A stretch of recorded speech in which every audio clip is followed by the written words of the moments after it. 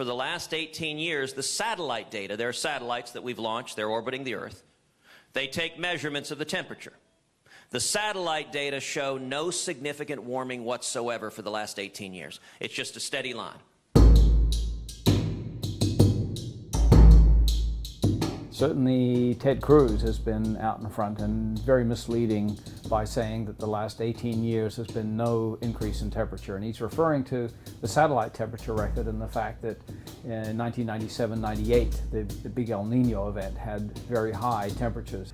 But this is not true when you look at the entire temperature record from satellites, which goes back to 1979. And then there's a very distinct upward trend. What you do have was a very strong El Nino in 1997-1998, and that causes global temperatures to shoot up for a year or two. So if you hide the data before that time, you can make it look flat.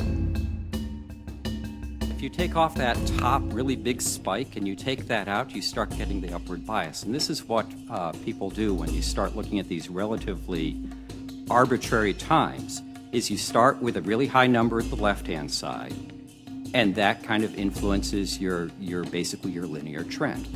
So when you start looking at things like every decade, you have an upward trend in the data.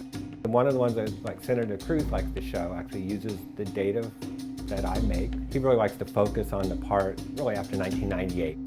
He starts at that time for a very specific reason, and that's because there's a huge El Nino event in 97-98, which was a huge spike in the global temperature.